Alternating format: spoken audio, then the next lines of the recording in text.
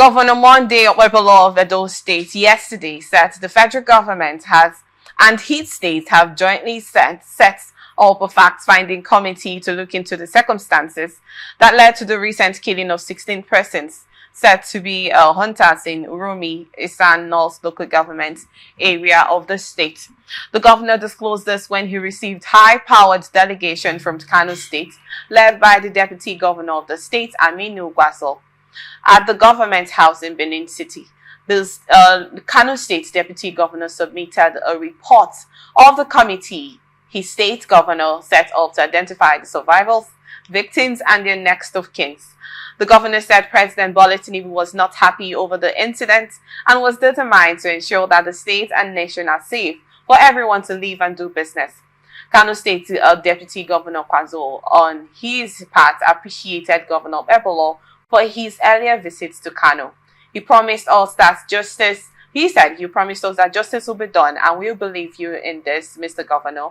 We need a transparent process on this issue." 16 persons lost their lives from 5 local government areas of Kano State, he explained. Now, the question would be, we're not going to remove the facts that lives were actually lost. There were a mob attack on these hunters in Uromi, Uromi in Edo State.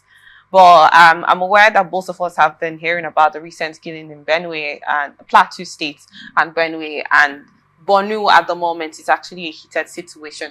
I want to get your thoughts on this. This issue has literally been repeated. I've had this conversation with you. I've also had this conversation with you. So we'll say it's been on the news for up to 2 weeks or more. At the moment, like I stated, we're not going to forget the facts that lives have actually been lost. But why so much attention on Uromi killings, please? I would love to get your thoughts on this, Mr. Ndamzi. Yes, thank you very much. We condemned the killing in Uromi when it happened. And I believe what the governor did in visiting the Kano state government, it's a way of cushioning the effect of what has happened, a way of, reassuring peace, reassuring the state government relationship, okay, and the need to make amends, okay, possibly pacify the affected victim's family. Okay, so now the federal government, in conjunction with Edo and Kano, have set up a committee. In my own view, as a conflict expert, I believe it's a way of follow-up.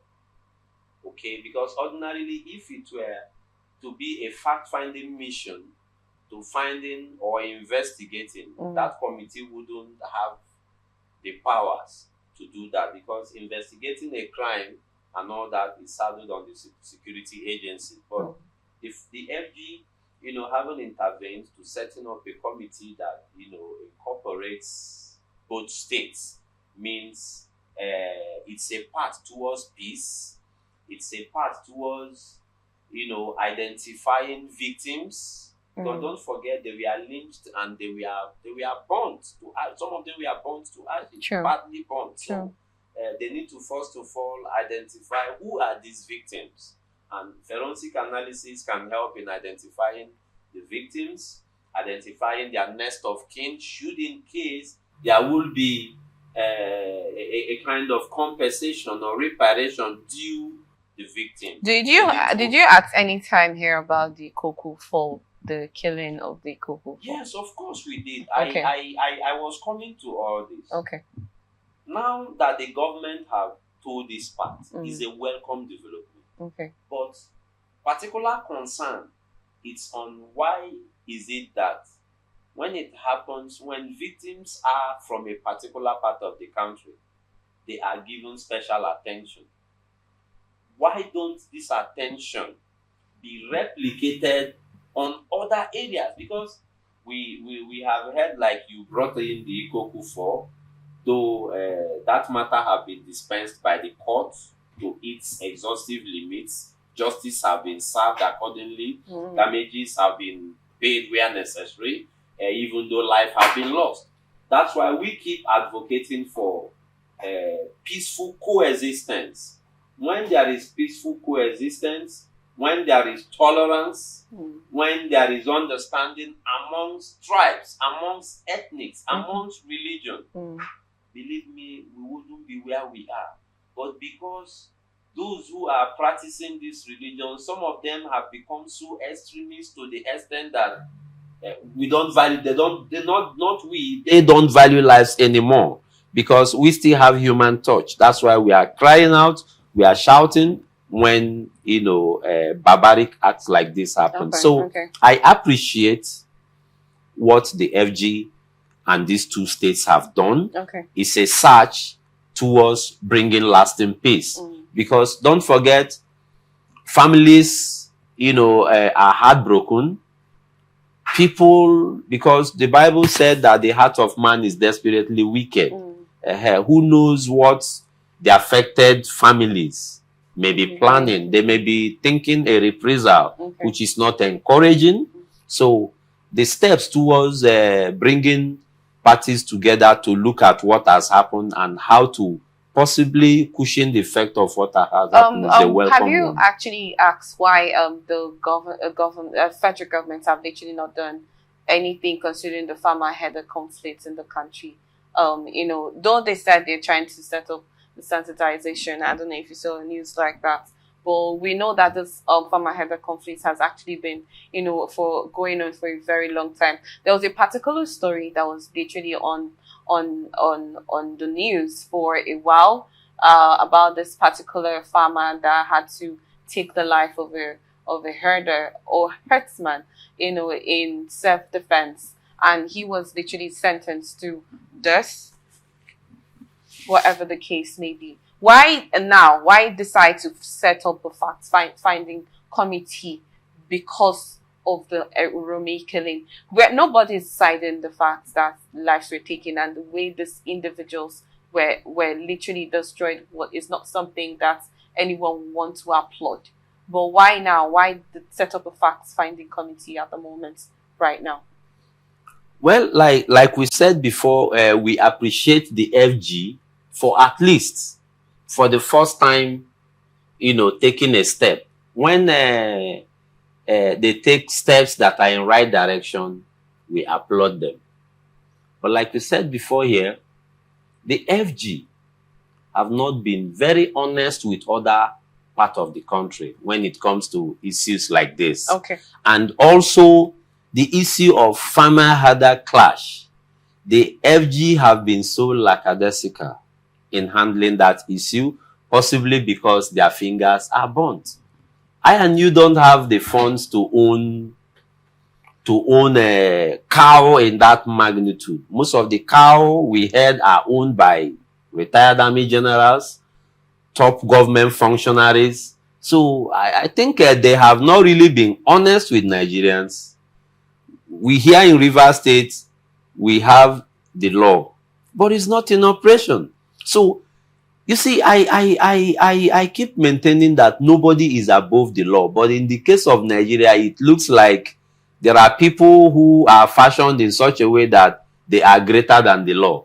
When the law comes, the law doesn't have effect on them. So we stand to condemn it.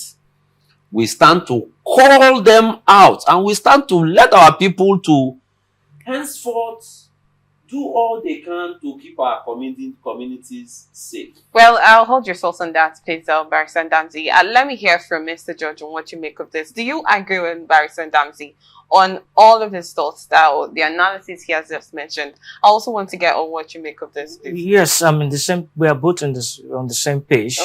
I agree wholeheartedly because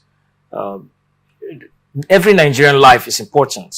Whether it's from the north, it's from the south, it's from the east, it's from the west. We are all Nigerians, right? And so protecting the lives of every Nigerian when there are issues of extrajudicial killings, the same approach, quick approach, should be applied across board. That will show that the government is supposed to be, the federal government, they are like the fathers. They are the father and the mother of the nation. And if you as a father in the house, you have many children. you are expected to treat them fairly. After all, they are all your children. They might not all be intelligent, they might not all be rich, they might not all be educated, but they are your children. They are first your children before they become anything. In ensuring that there is improvement in our food security, we must address the issue of farmer-herdsmen clashes. We can't continue doing the same thing. This problem that have persisted for too long. For too long, there have been news about these clashes. For too long, those people who are farmers in their own areas, everybody have a win-win situation. So this address and look at. Finding committee has been set up. It should be something that should be considered on other parts of the country.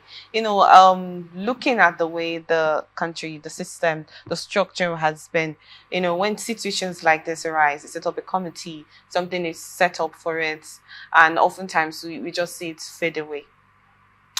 Do you think this is something that will continue? Let's say, because in as much as you want to stop something, you cannot always control the actions of people.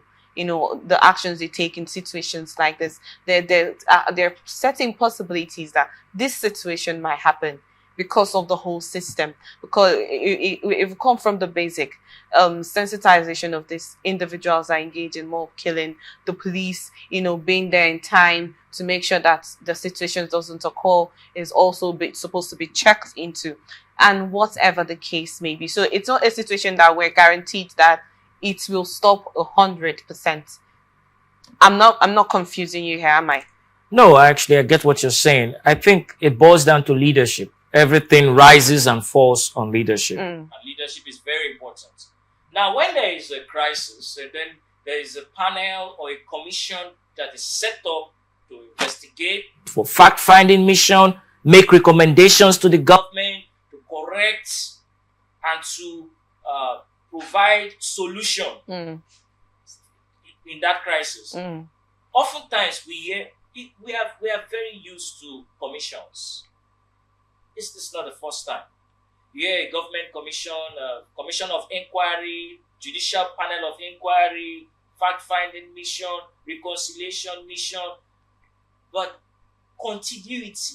After the commission or the inquiry, after they have carried out their investigation and they submit or hand in the reports to the government, what about the implementation? Okay. One area that we are missing out is in the aspect of implementation. So when we don't implement it, and when we implement it, it must involve communication. Give feedback to the people. A and B were fighting, and the government set up a panel of inquiry. The panel did their job, carried out a thorough investigation, and submitted a report to the government. The government is responsible to implement that report and give feedback to the people, communicate to the people. If there are persons that are guilty that should be punished, they are punished. And they serve as a deterrent deterrence to others that criminality does not pay. Thank you so much, and that's Mr. Judge. Well, quickly, I want to hear something from you, Barrister Danzi. Due to the definition of state of emergency, according to the Constitution of the Federal Republic of Nigeria, why did the state of emergency not come into place in those states? Speaking and referring it back to River States, why did the president not call for a state of emergency in Uromi? Yes, according to Section 305 of the Constitution of the Federal Republic of Nigeria, that declaration of emergency is a discretional power that it's only the president can exercise. So he alone, in his own thinking, in his own wisdom, having been advised, can declare state of emergency where necessary. So in the case of Rivers and Edo, I might not know what is in the mind of the president and the reason why he decides to use his discretion the way he did here, and why he's not exercising same in other states. It is not something that is compellable. It's not compellable to declare state of emergency in any part of the country. because Section 305 makes it a discretionary power that is only the president can exercise. Okay, but how about when it comes to a part where there is crisis? There's certain things like this kidnapping, as examples, killing, mob killing, and all of that. Because this is not the first time this incident has happened in Uromi. If we go back to check on this whole Uromi community, why can't that also be applied here? Yes, don't also forget that the president, is within the purview of the Constitution to declare state of emergency when there is a breakdown of public law and safety. When so no public law was broken here. That's I said before. It is a discretional power allocated only to the president. He alone can do.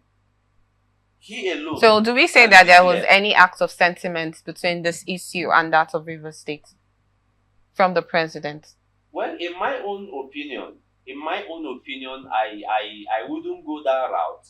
But I still maintain that the president overreached his powers in what he did in Rivers State. Okay. And it is not very, very far to correct. The president can in time, reverse his position and allow the executive governor of Rivers State to resume office. Don't forget, that is his discretionary power. If he so decides not to recall him, nobody can dare force him to do that. You've not answered my question. I asked if there's any act of sentiment between this Uromi situation and that of Rivers State. Because looking at the situation, like he stated, it's an act of, it's a political crisis that actually generated between two individuals that did not generate to violence. Like if we check it, there was no act of violence that happened. But look at the case of Edo State. We've seen the whole situation that happened, and this is not the first time the situation has happened. The Edo scenario, in my own opinion, it's not enough to declare state of emergency. Well, it's the issue in Rivers State and in no situation to declare state of emergency. In the wisdom of the president, okay, that's what I'm also asking. So that's an act of sentiment, is it? What was happening in Rivers State was just a complete constitutional infraction. Complete constitutional infraction. We wouldn't want to dive into, what led to the infractions and all that. But we know in Rivers State that parties were actually infracting the Constitution of Federal Republic of Nigeria. So the president, in his wisdom, has thought it wise to intervene and take over the leadership of the state.